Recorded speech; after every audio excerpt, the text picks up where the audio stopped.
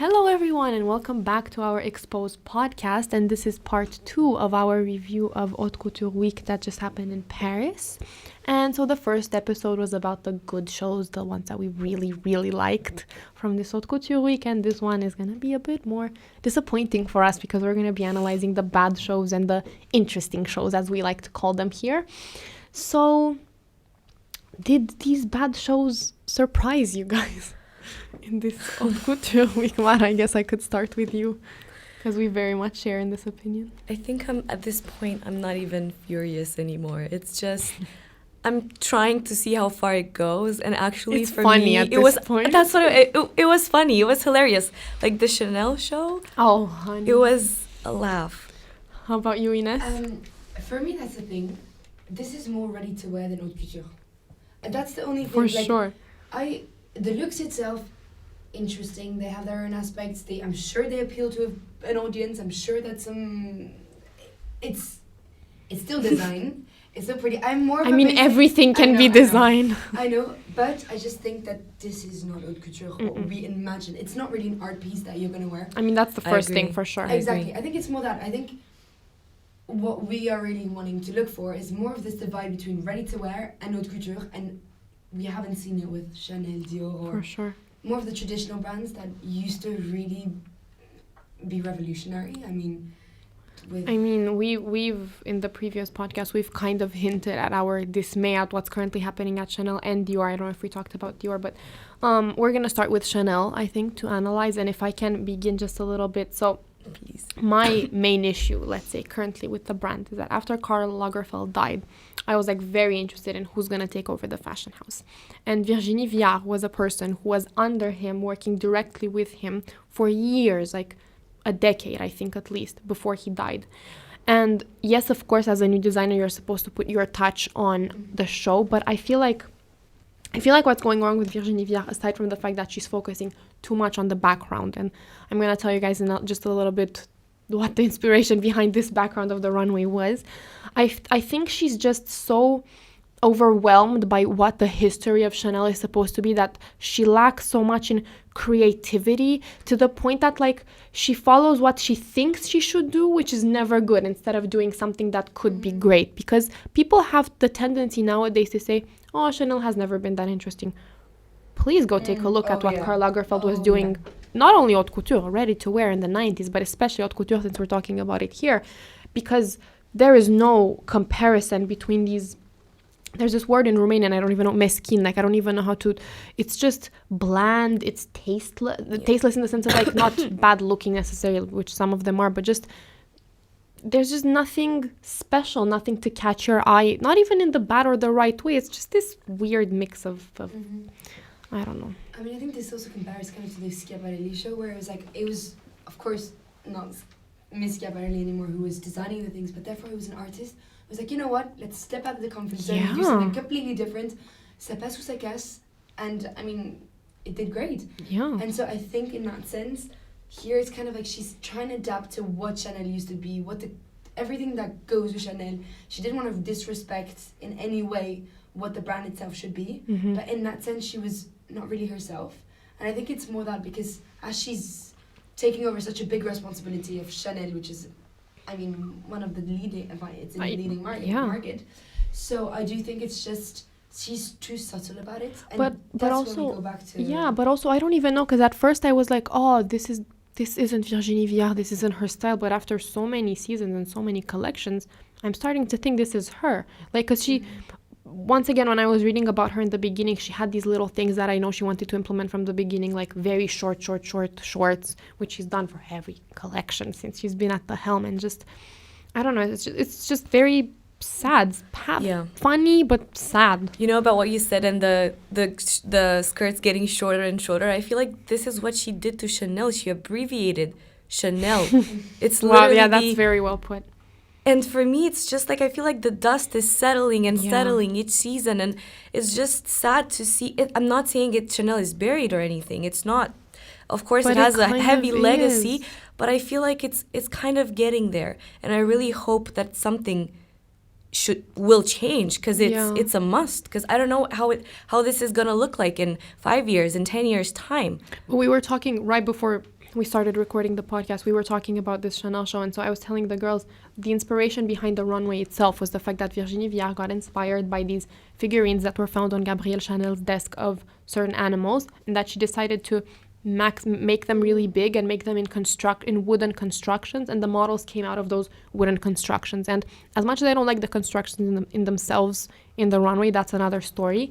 The fact that you even can create in your mind such an inspiration for the runway itself, but you can't do that for the collection. The collection is just a mix of florals, because Chanel has the camellia flower and the certain colors, but not a lot of colors, because Chanel isn't super colorful. Like, it's just not working anymore.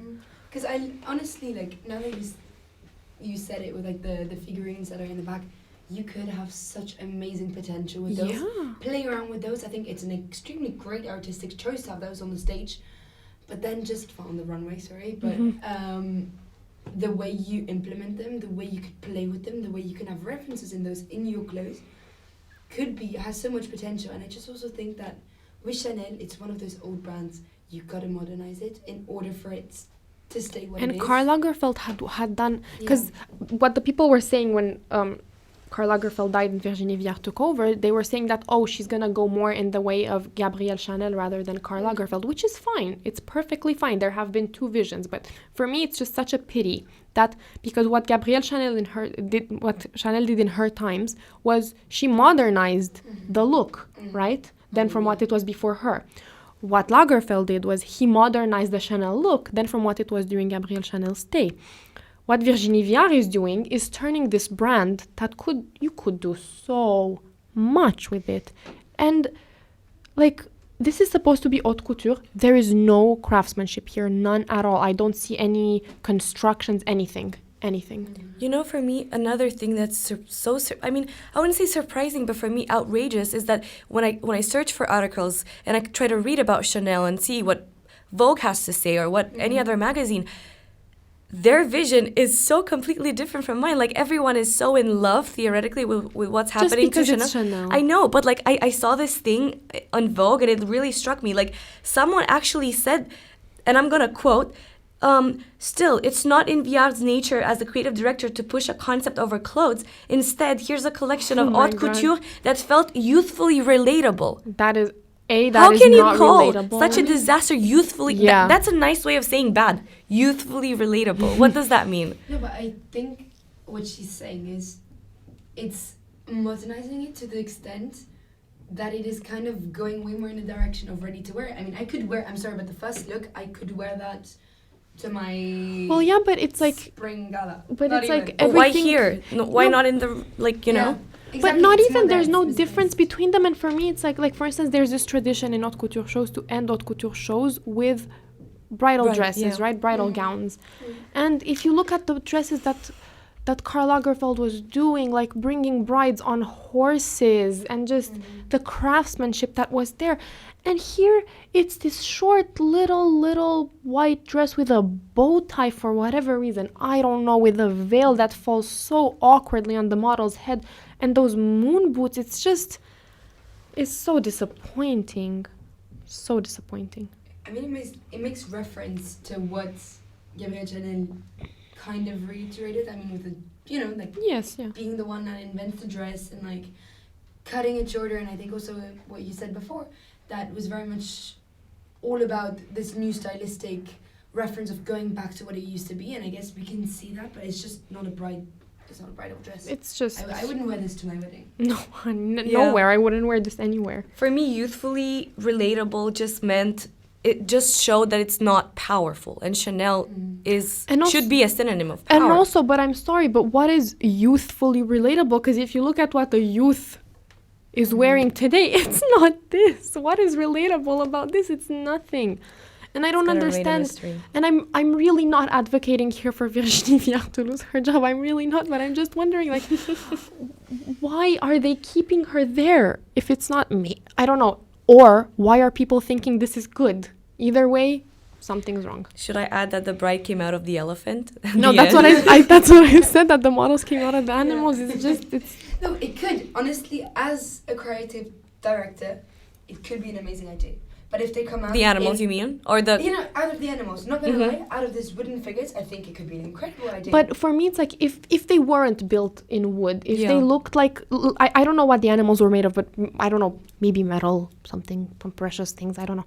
If they made them exactly the same way they were on Gabrielle Chanel's desk, if they made the universe seem as if we were on her desk, wouldn't that have been so much more interesting than some wooden figurines? But you know, even if they were like this, for me, like when I first watched the show, it looked like cardboard. I'm not gonna lie. Like, because I think that's what it's supposed to be. Like, you know, the IKEA plywood. I think that's the word. No, but it literally looks like cardboard boxes. I don't know. It's for me. It's very peculiar, but not in an interesting, daring way. So, yeah. I just, as a conclusion, I don't think this is stepping out of the extraordinary. Like, it's just. Oh, it's very in keeping with the nothing that's been going on at Chanel. At least she's consistent about something. Yeah, and talking about consistency and nothingness, let's go on to the second brand that is majorly disappointing nowadays, and that is Dior. And if I can just begin with this a little bit. So, the previous, I don't know if it was directly after, but one of the most synonymous names with Dior after Christian Dior is John Galliano. And controversial as he may be, we're not going to talk here about what he has said and why he had to leave Dior and things like that. I want to talk here about the artist and the vision. And the artist and the vision that Galliano is in general, but also specifically was at Dior, was just out of this world. And I understand that after the controversy that he was and that he created, the brand wanted somebody that could be, you know, more chill, more long-lasting for the brand, that could also help their image for the buyer. But what Maria Grazia has been doing, I've very rarely have I seen, not collections, pieces that I liked. And there's certain design choices that she constantly does, not only in Haute Couture, but in ready-to-wear, in any collection, that are just, I just don't understand them. Like, I always joke when we go to exhibitions or museums or something of her little belt, because on any dress, on anything she does, she puts little belts. It took an effort for me to not put a picture with a little belt in this lineup of photos. So once again, just like with Chanel, it's funny when you mention it, haha, the brand is going to hell, but it's not really funny. Because this, once again, the concept behind the show, like Chanel with the figurines, was supposed to be about Josephine Baker paying homage to this icon, which wasn't only an icon in the US, but also was so synonymous, if you do a little bit of research, with the Dior brand, because she was one of the first brand ambassadors. She had a personal relationship with Christian Dior himself. And once again, to do this, I don't understand why. Again, another example of a heavy concept, and then you look at what it's actually done. And you wonder, where has that all gone? You know, like, what happened? I mean, you can see a bit of the inspiration, obviously, through the silhouettes and the hair and the shoes. I'm not saying no. I know. I'm saying you can see it, but the way in which it's done might as well not have had the inspiration, honestly, or not have made it public. What do you think, Ines? For me, it's just, as soon as you classify something haute couture, it's special. It's different. It's one of a kind. It's one of a kind. It's an art piece, and I just think that here, this is something you wear to Christmas. I mean, not even. You I would pointed not go out to Christmas. No, yeah, but you pointed out very well the gray suit. You can find it in any store you want to if you want to look bad at a job interview. And this is supposed to be one of a kind. I don't think my grandmother would even question it if I was born like this, you know. Oh, she would be like, honey, you look gorgeous. She would be like, yeah, that's put together.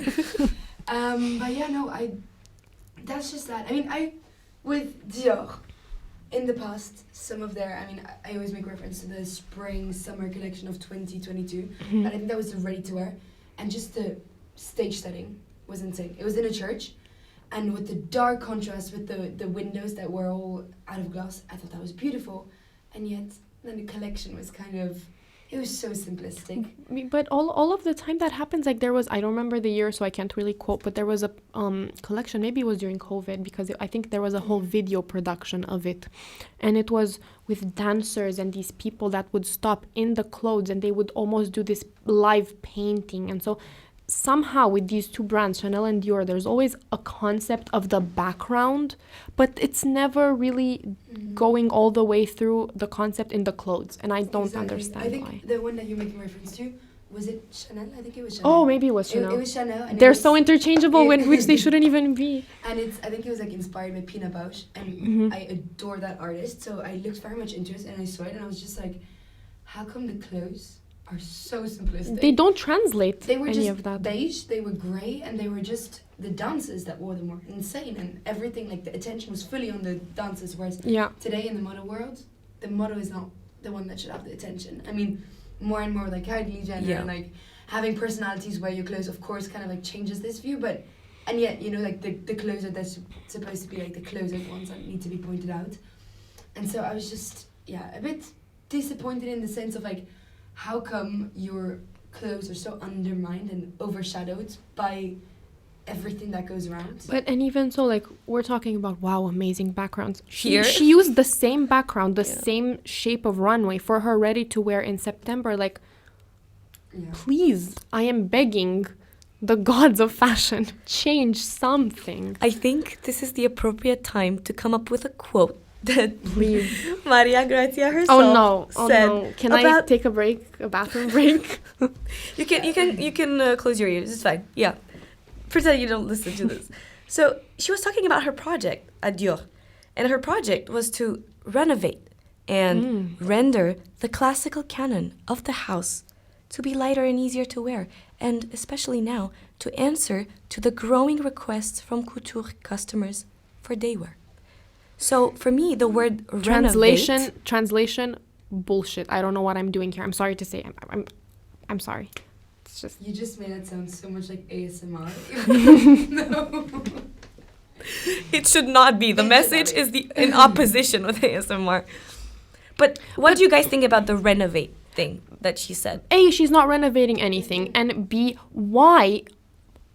Even if the demand is, let's renovate haute couture and make it more wearable, then it's not haute couture. Then go to ready to wear, buy whatever clothes you want. If you have the money, go to the designer themselves. They're not that unattainable nowadays. Make them do clothes on demand for you. But please leave me this little slither of something good in fashion, which anyway is not complete nowadays. And even me, who's very simplistic, this is ready to wear rather than haute couture. And it's ugly ready to wear. Yeah. Can we look at the third look in the green dress? I mean, those were the only borderline okay looks in the collection. She did a few velvet dresses, the green, the purple, and I think there was a gray and a black. I think the green one, honestly, if I saw that one alone, I would maybe have a different opinion about the show. Yeah, but even so, it's not haute couture, is it? Yeah, that's what I wanted to say. Like, I feel like this type of dress specifically, maybe not the like vertical kind of different lines of texture that you see.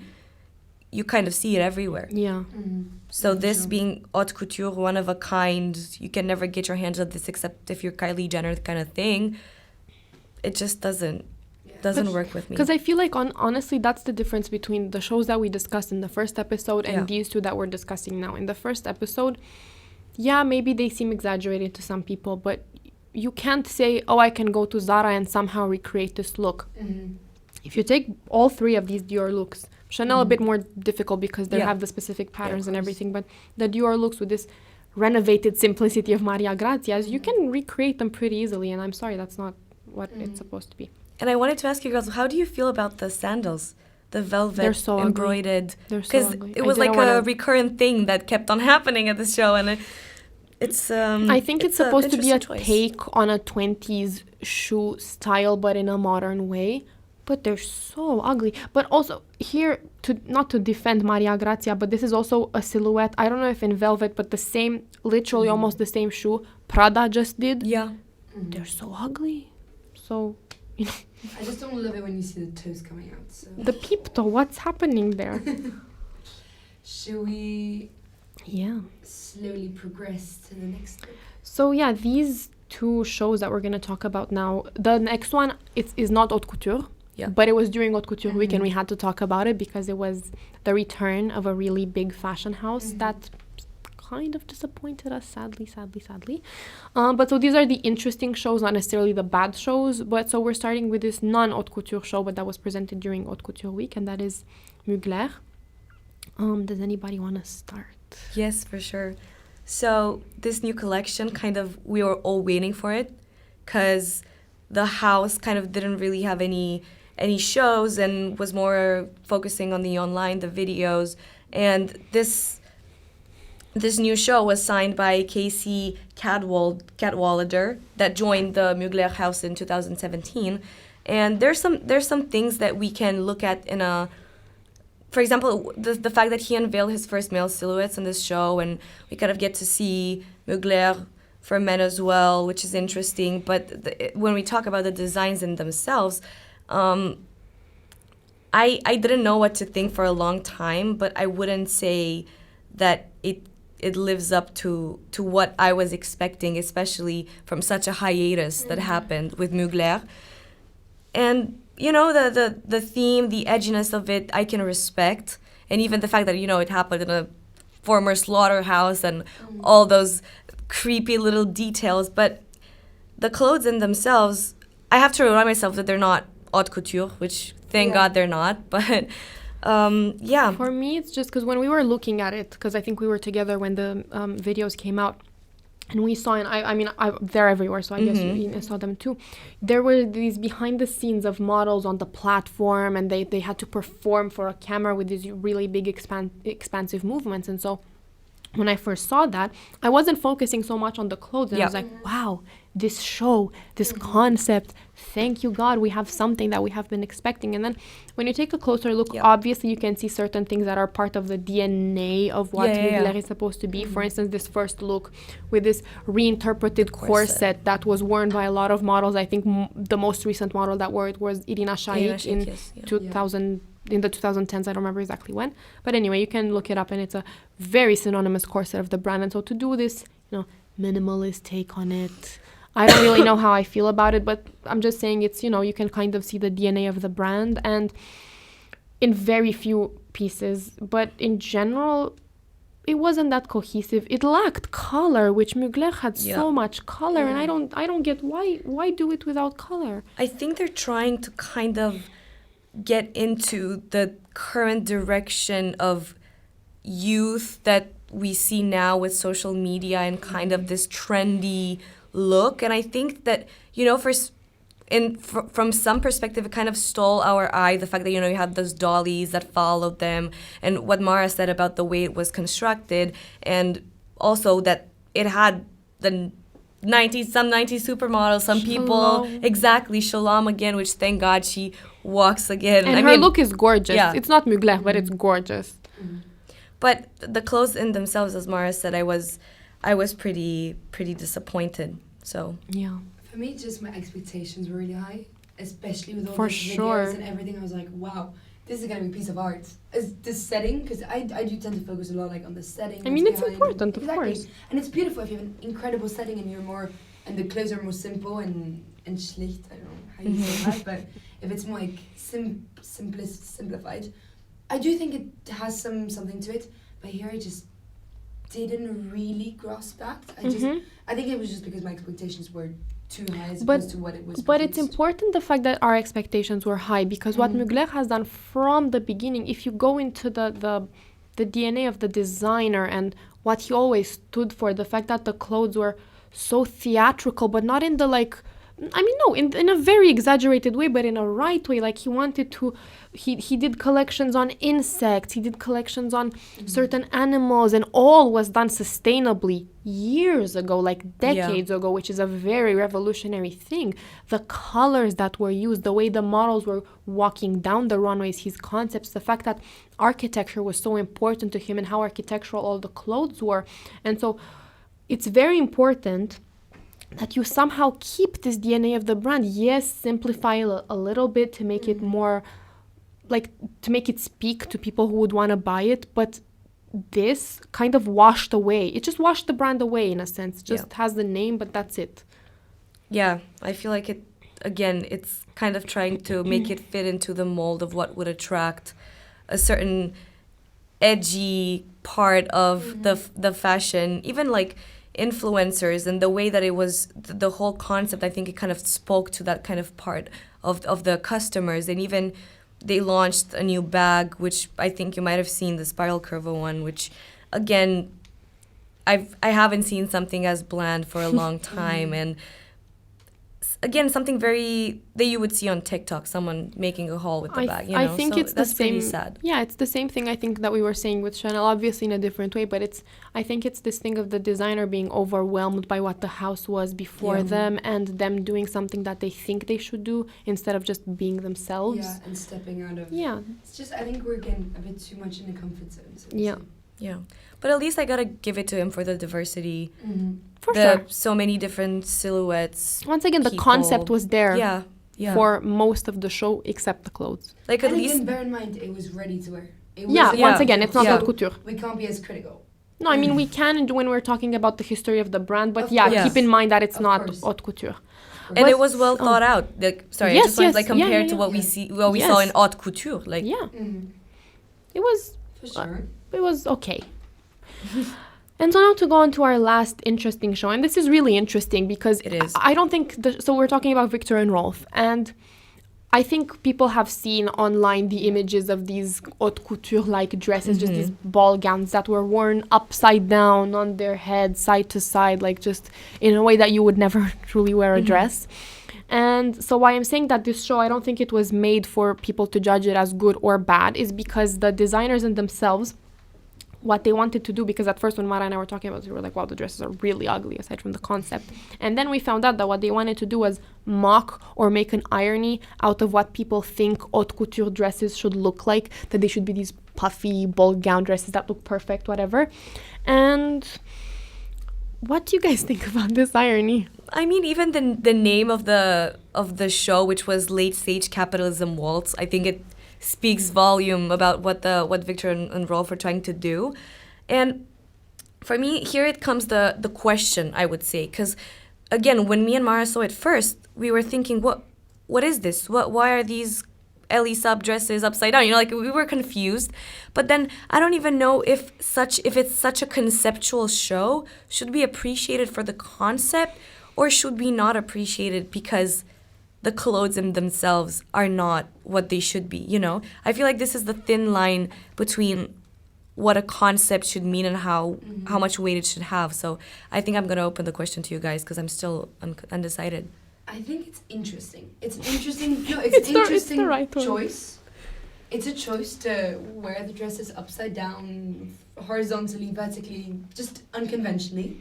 And therefore I do think, great on the artists, great on designers that they actually tried something else. And you guys are very critical of Elisa. I love that brand, but I do think that it just brings some spice, so to say, to what we know so stereotypically, and especially now that we're seeing, with what we saw with Chanel, with Dior, well, we were a little disappointed of their extravagance. Here we completely refine that. For sure we see that. But is this fashion? And that is where I'm kind of questioning. It's not beautiful. Aesthetically, I see this third picture, for example. Yeah. It's humorous because it looks like, for instance, the third picture especially looks like a Barbie doll that had a dress pierced through her or something. But so in the question in itself of what do we make of this irony and do we like it, do we not like it? I don't even know specifically how I would answer this question because I think I'm so biased to the fact in a sense, I appreciate because haute couture isn't necessarily what people always think. But then I also do have, and obviously it's been visible through these podcasts, I think all of us have this very specific vision of kind of what we would expect from an haute couture show, right? And so in a sense, I appreciate poking fun at it and making this show that once again garnered a lot of attention. But in another sense, I don't that much because maybe... it takes technique for your dress to look the same and the material to always stand stiff in any position it's placed in. But from that to me actually saying, wow, amazing concept, amazing show, I don't think I can. If they had done this, I don't even know, with some nice creations. See, I don't even know because then again, the idea in itself was that the dresses aren't pretty. So it's such a tough question that we ask, honestly. It is, because I feel like, you think about haute couture, and this is where you can really show art through clothes. This is where clothes are not just clothes. You don't wear them on the street. It's art. I don't think it's supposed to be funny. No. But I'm just saying, if it's art and it's supposed to send a message most of the times, and the most powerful designers, that's what they did, right? And this show, actually, you know, like shows the message that they wanna transmit through what they did. But then shouldn't it be more than just the message and the concept? And also, because fashion is not, you're not drawing on paper, right? So it's supposed to emphasize the person as well, right? So then shouldn't it be also about how it looks on the person and the model, and not just an abstract idea that you show through someone moving in your piece of art? But if we're looking at the, once again, I don't know even if I want to defend the idea, but if we're just taking the original, I don't know what to say, that's what I'm saying. We keep saying opposite things, I guess, all of us, to our own opinions. I don't even know, but it's just, if the I get what you're saying completely, but then again, if we just take the concept as what was given to us, if the idea was, let's exaggerate and make it look like dolls wearing the dresses weirdly, they completely translated that. 100%. So I don't, let's open this up to debate. If anybody wants to tell us, who's going to watch this podcast, what they think, because I don't know, this is just, it's a conundrum. Like, I don't even know exactly where to place myself in relation to if I like it, if I don't, if I like the concept, if I don't. So if they really wanted to make their audience think and reflect about what haute couture is, they definitely did. I mean, we've all been so critical about the simplicity. And here you definitely don't have that. Here, what we're saying, on paper, this is art. And I guess, this is definitely contemporary art, but with these traditional dresses. Yeah, poking fun. It very much shows the contrast and the irony. I think is like, irony is an amazing way to get your message across. So I do think that in that sense it was successful, and in that sense it did reach an audience. It's art. It's different. We haven't seen it before. It gets people's attention. Yeah, for sure. It was all over the media, just like Schiaparelli was. But I just wouldn't consider it beautiful to my own. For sure. So I think my only thing, I think my biggest dilemma in relation to this show is, as a person who's really into fashion, do I want these types of things done in fashion? Like, do I want this big of an irony? Do I want, because the irony in itself is at fashion, at the expense of what fashion stands for, kind of, in a sense. And so I'm wondering, is it something I want? Is it something I appreciate? And then again, I don't have the answer, because to an extent I do, to an extent I don't. But in your opinion, what is the irony that it's trying to portray? I mean, I think it's both trying to ironize the way people see haute couture, but then also, in a sense, what haute couture is. I think it's both. And so, with the first one, I guess I agree. Haha, funny. Let's expand our mental boundaries of what haute couture should be. But it's the second aspect of poking even a little bit of fun at what haute couture should be. I don't know if I like it. But then on the other hand, doesn't it go with what you said with like Dior and Chanel, where you were like, I know, that's why I'm saying we keep I keep contradicting myself, because it's such a I was just thinking out loud kind of what's going on in my brain. It's so, I agree 200%, and I don't necessarily have an opinion about this one either. I don't know. I don't think it was meant for us to have an opinion. I think it was meant to leave us flabbergasted and just like. I definitely am confused, but. Well. Do you know any other collections or any like Viktor and Rolf? Like, I think they did, like, they're very ironic in general. Even they had a collection with like big flowy dresses with like messages that look kind of like painted or spray painted. Oh, that was their collection, right? Right. So I think you. If we show you pictures, you're definitely gonna know. It was like these big poofy dresses like that, right? Like that made the models look super tall, and they had almost political message written on them, or fuck off, or things like that. I think that was written on the dresses. So this is their thing, kind of. So it's coherent. Again, this is kind of coherent with their choices, I guess. Then, but again, I think I'm excited to see what they produce in the future, and kind of also what other fashion brands, what other haute couture brands get from this message, how they evolve. Maybe it's going more into the sense of what you like, more the dramatic side. Maybe it reflects. But you know, when I was thinking about this, like, this is the drama. I don't think this is the drama I was wanting or missing. This is just so. It's confusing, guys. That's all I can say about this show. That's why we didn't put them in a category, because they're just there, and we can't ignore them. You can't describe this show. It's just interesting. So on that note, I guess, thank you guys for listening. once again, maybe we can find a way to communicate with our listeners, and maybe you guys can tell us what you think about this particular show, because obviously our opinions were very everywhere. So yeah, thank you for listening, and please tune in to our following podcasts. See you next time. See you. Thank you.